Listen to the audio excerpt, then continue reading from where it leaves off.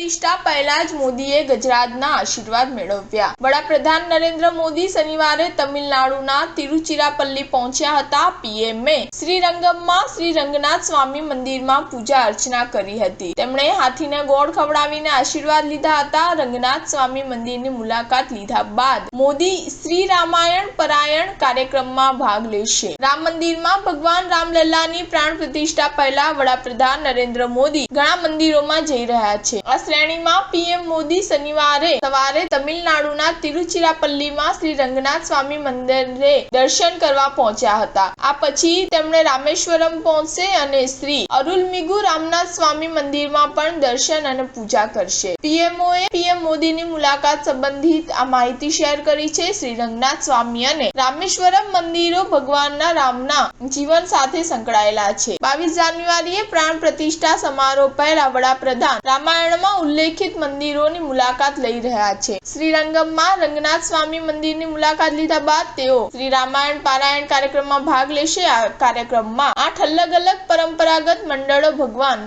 રામના અયોધ્યા તરફ ફરવાની કથાનું વર્ણન કરશે। આ મંડળો સંસ્કૃત, અવધી, કાશ્મીરી, ગુરુમુખી, આસામી, બંગાળી, મૈથિલી અને ગુજરાતી રામકથાનું પઠન કરાવશે। સ્ટાર ન્યૂઝ 7 હંમેશા સચ્ચાઈની સાથે।